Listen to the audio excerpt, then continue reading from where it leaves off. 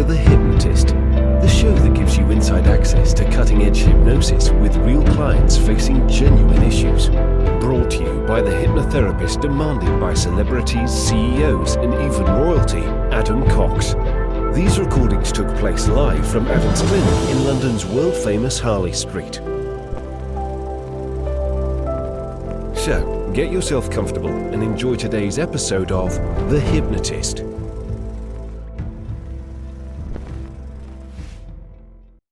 Hi, it's Adam here, and in this hypnosis session, it's all about releasing shame, but a particular type of shame. And shame can be useful, and I'll explain the circumstances where shame can be useful. Let's say that you've done something mean, you've done something selfish, you've done something cruel or rude, and you reflect on that and you start feeling shame. You start feeling bad about yourself. The function of that kind of shame is to correct and refine future behavior. It's designed to make you better. And you would want that because if you never had any guilt or shame, some people would call these people sociopaths or psychopaths or narcissists. They're kind of immune to that kind of stuff and they don't feel any guilt or remorse. The fact that you do feel shame when you do these things means that you've got the ability to evolve and adapt. That kind of shame is something beneficial. You can utilize it. But a lot of people are holding on to shame, which is not their shame. Let's say, for example, that you grew up in a very religious family and you were told that certain things were wrong and you should be ashamed for doing certain things. But those things aren't objectively wrong. It's just culturally assigned to being wrong, where you might carry shame for something that another person that didn't have that upbringing has no shame at all. So therefore, it can be influenced by the cultural or religious belief systems. Let's say that you were criticized a lot in your childhood, made to feel like you were doing things wrong, even if you weren't. As you get older, you might think that someone has to be to blame, someone has to be responsible if something goes wrong. And not everyone thinks that way. Some people think that if something goes wrong, it's an opportunity to learn and get better. Some people are looking to find the one responsible, who's responsible for this. And I would say you still get institutions like that. You know, I would say politics and certain institutions, if there's a mistake, they want someone to be fired or resign. They don't want someone to be accountable and take ownership and improve things. So there is a blame culture in a lot of different environments. Now, the client that I was working with had a lot of shame, but it wasn't their shame. They were very compassionate, very empathetic, and it almost seemed to me, working with this client, that part of the reason that they were holding onto the shame is that if they were holding onto the shame, someone else didn't have to absorb it. It was almost protecting the emotional needs of other people. Now, that is not useful if you're holding on to real shame that is not even something that belongs to you. This uses a metaphor of a mountain, of a backpack that is containing lots of shame and judgment and things like that. And this client felt it difficult to kind of put that down and disregard it and see a future without that shame. But that's the whole point, is to detach. If you're attached to shame through trauma, detach and acceptance is normally the solution to that. So if you are carrying historical shame, maybe guilt, maybe a lot of judgment or criticism, I think you're going to get some value from this session. And I would encourage you to think about what would life be like in your future if you only held on to the useful shame and you disregarded all of that shame that isn't yours anyway. Then you'll get more value from this. It was created for a client. This client happened to love trekking and climbing mountains. That might not be you. Some of the references will just be visual and you'll have never climbed a mountain like that, but you can have an idea of what it would be like to be on a mountain walking down. But at its core, it's about releasing an emotion that is no longer serving you and perhaps was never yours to belong with. So if you connect to that, great. And if you want something more bespoke and original and created specifically for you, have a look in the description. Click the more information. You'll see a big long list of kind of links and descriptions about the show. There's lots of free stuff that I have there, like free downloads and a free course. But if you want to book a free consultation call with me, there'll be a link to schedule that in the show notes, or you can visit my website, adamcox.co.uk. For now, though, find a quiet, comfortable place where you won't be disturbed, relax, and enjoy the session.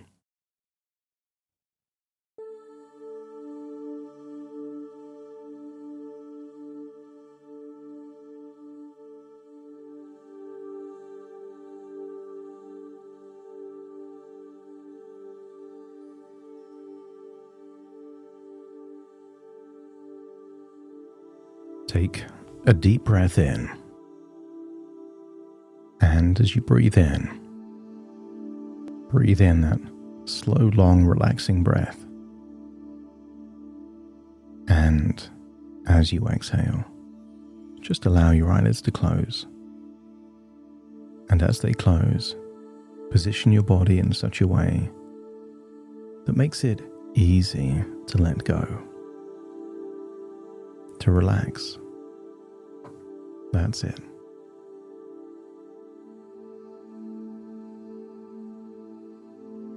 Breathing in relaxation and exhaling tension. Each breath taking you deeper and deeper relaxed now.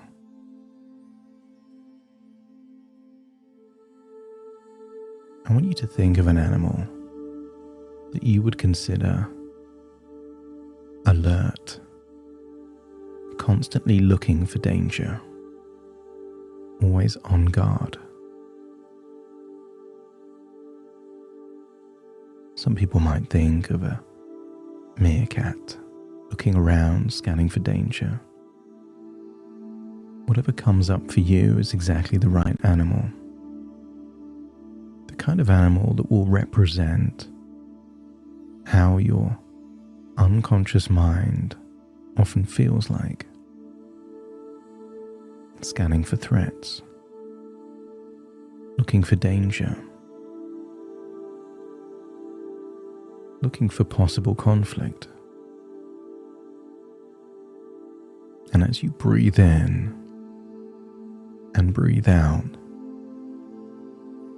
I want you to see this animal shift and morph into an animal that you consider highly capable, but not on edge at all.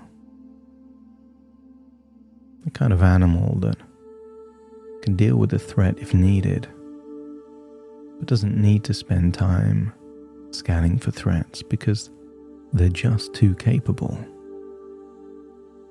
And as you breathe in and breathe out, see this vigilant, on-guard animal slowly morphing into the new animal.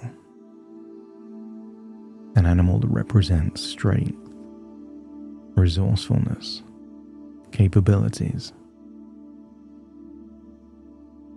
I want you to get a feeling that you have all of the resources necessary to be able to handle whatever situations come your way. And I want you to get a feeling that sometimes you will experience things that are triggering echoes of your past, not situations in your present. And just imagine as this animal shifts from one to the other. I'd like you to imagine that if your brain was a piece of software or even hardware, wouldn't it be useful to update it? The latest version, all of the bugs ironed out, new firmware, new versions. And I want you to imagine your brain is connected to the cloud And as you breathe in and breathe out, each breath is enabling an update. New ways of thinking, new beliefs to enable you to be optimal for where you are now. Not where you were as a child, not when you were vulnerable, had less choices and options. Imagine it's updating to be optimal for now. And just imagine each breath feels like it's downloading a bit more of that update. And sometimes an update can take 20 minutes, half an hour, or longer. So feel the update happening. As your mind drifts off to a memory of a mountain. Not a specific mountain, but a mountain that springs to mind, connected to an empowered feeling. And I want you to imagine that you're on the side of that mountain, wearing whatever clothing is suitable to be there in that environment. Notice how crisp the air is, and take a slow breath in and a nice long breath out, really emptying your lungs and awakening the diaphragm. And here on this mountainside, there's nothing to do, nothing to manage, nothing that you need to get right. And perhaps there's a part of you that usually tries to stay alert, tries to monitor, tries to make sure that you don't slip up. And just let that part know it can stand down now. It doesn't need to do anything now, because you, in this moment, are already safe. I want you to imagine you've got high up on this mountain and it's now the way down. Imagine feeling the temperature, seeing the horizon on the distance, the landscape, the terrain. Get a sense that there is nothing to climb here. You're on the descent.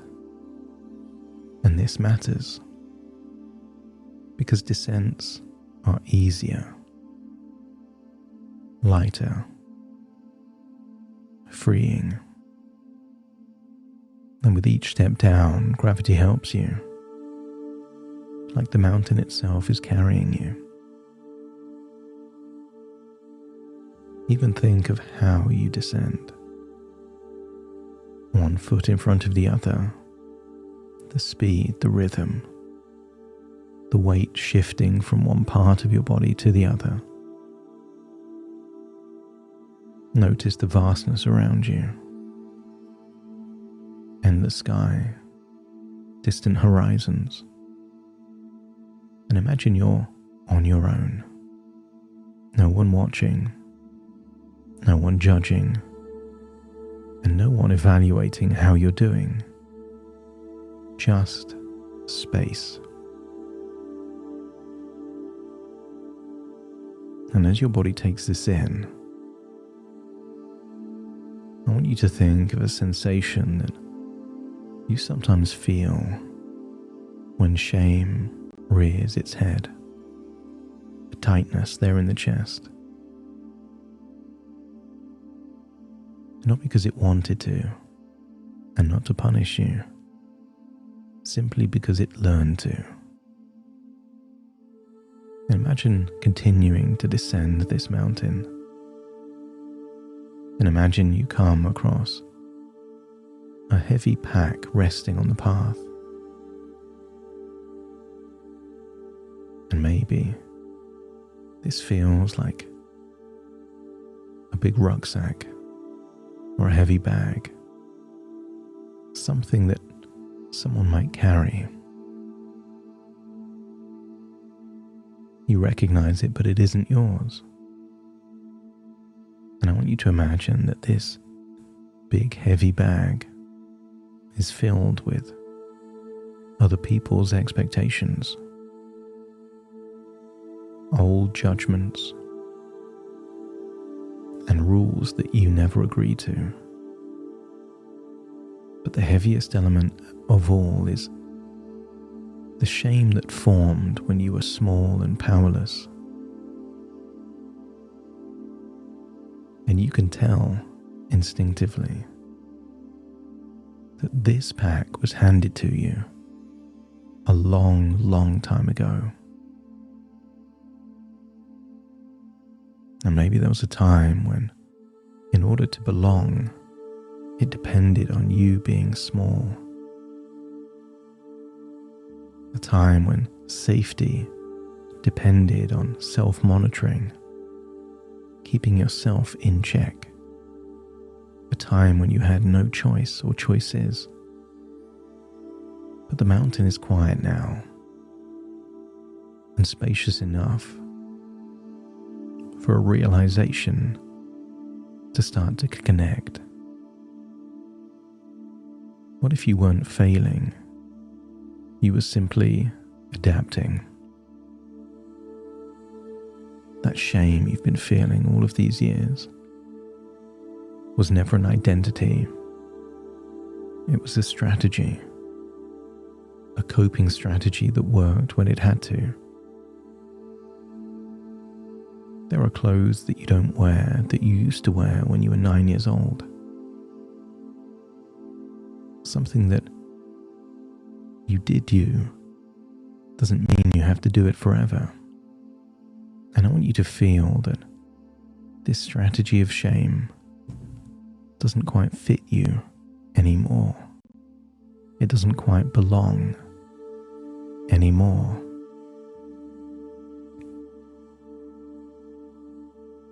As you look at the pack, you may notice a heaviness or a tightness there in your chest. You don't need to analyze it, just noticing. What if that tightness in the chest was built in a time when you didn't have agency, when you didn't have power, when you didn't have alternatives? And the adult you, the one walking down this mountain now, doesn't need to carry what was created for a child.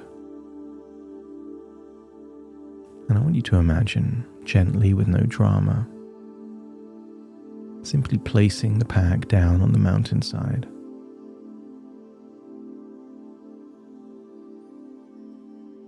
Not throwing it away, not rejecting it, just returning it to the time and context where it belongs.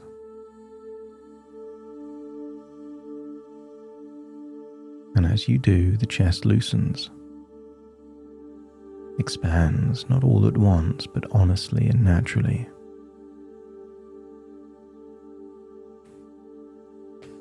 I want you to get a feeling that this pack is just a metaphor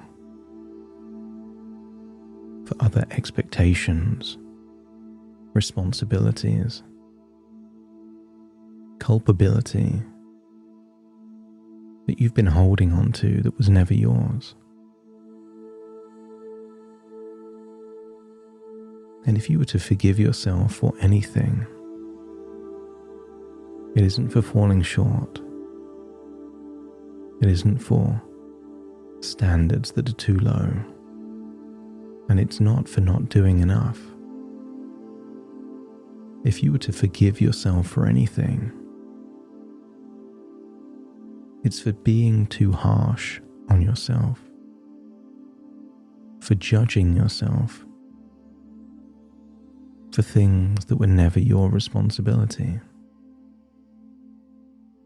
So as you breathe in and breathe out, allow yourself to forgive.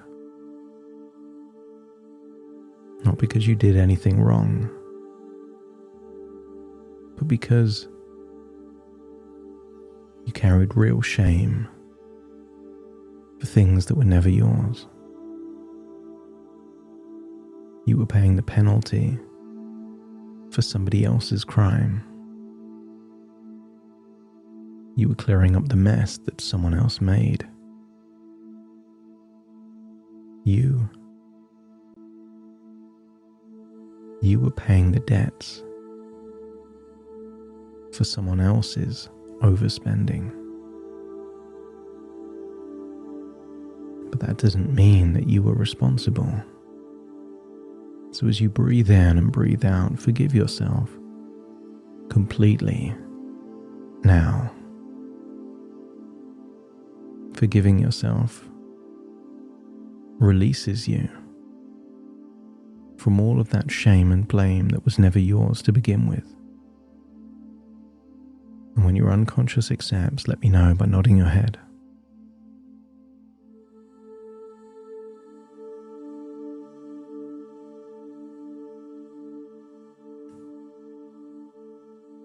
Sometimes you might feel a release of so much being forgiven at one point. And other times it might just come to you in a realization, that wasn't me. I wasn't responsible. So I forgive myself for the false judgment, not for the issue itself. Continue to walk down that mountain, with each step sending a message to the body.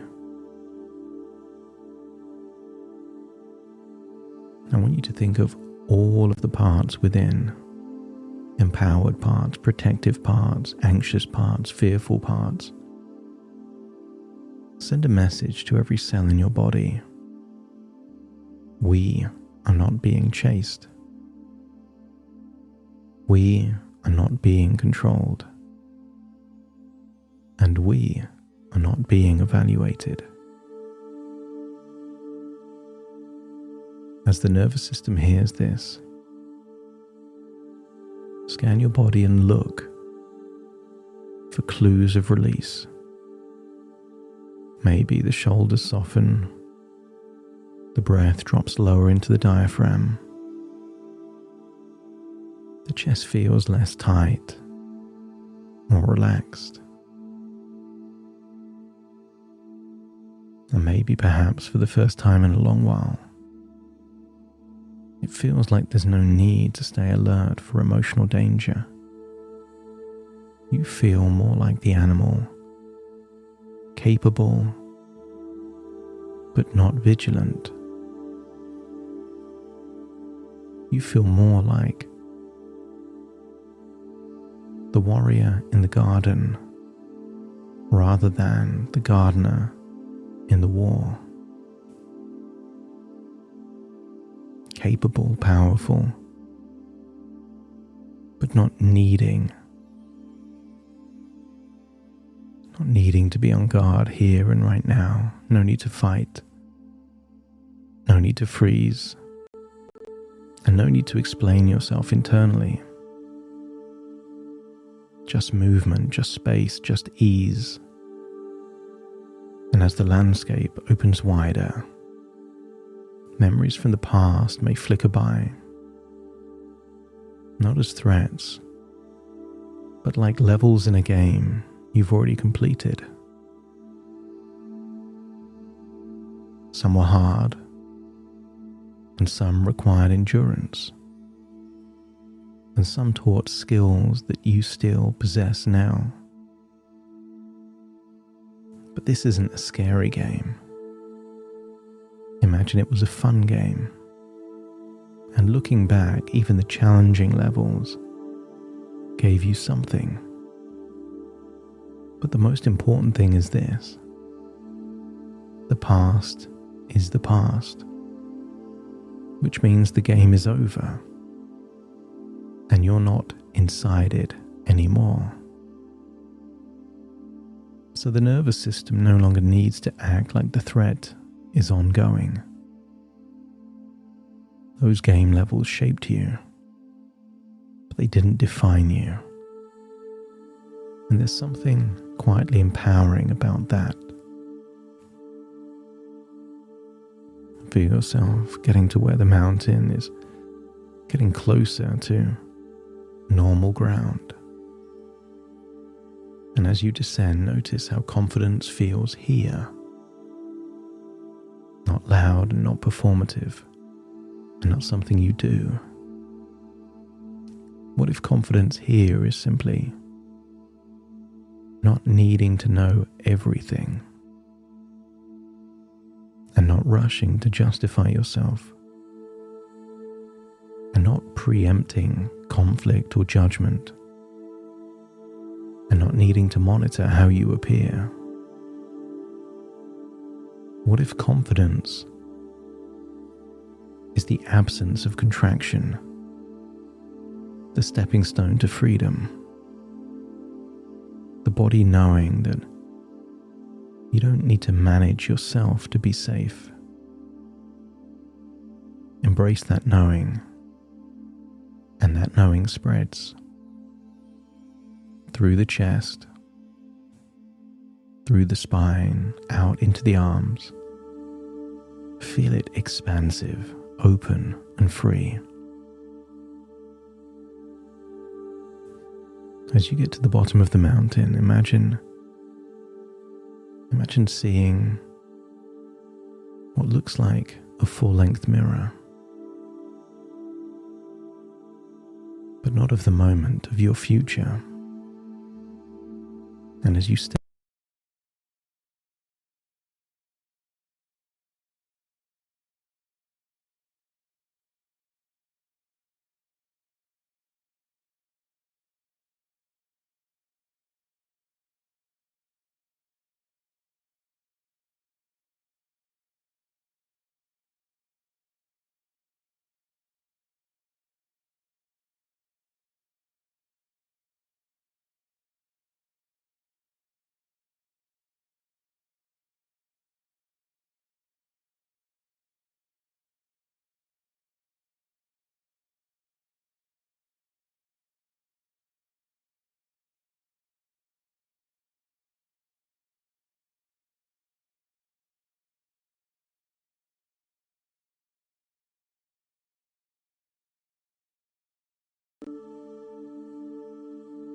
none of these intense emotional tidal waves, just choice. The ability to respond instead of react. To stay present instead of braced. That version of you seems safe, confident.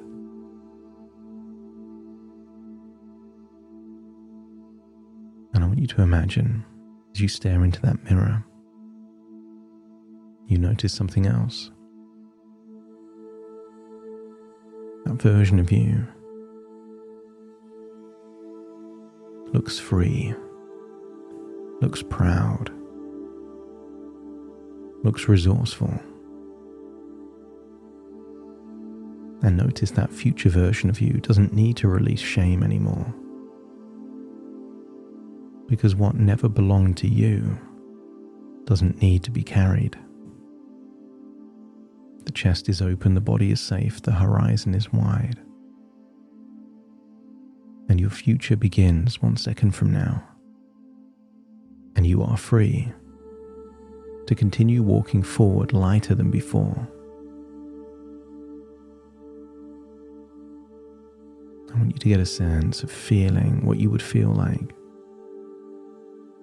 in a parallel universe where you had a different childhood of encouraging rather than criticism, role models of kindness and compassion. And I want you to get a sense that the neural pathways of that version of you are collapsing across space and time like a four-dimensional wormhole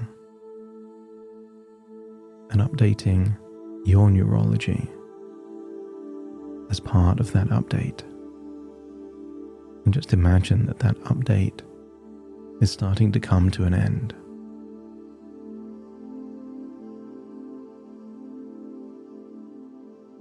Very soon, I will count from 1 to 10 to awaken you. And the version of you that will return will leave shame behind, and any future shame will feel like it doesn't belong to you. It will feel detached. You will awake with an acceptance that bad things, cruel things, unjust things happen in the world. And that is not your fault. So take a deep breath in through your nose and out through your nose. Wiggle your fingers, wiggle your toes, connect and calibrate into the here and the now. As I now count from 1 to 10 to awaken you. Starting to count. 1, 2, 3, waking up. 4, 5, 6, more alert. 7, 8, open your eyes, open your eyes. 9, 10, wide awake, wide awake, wide awake.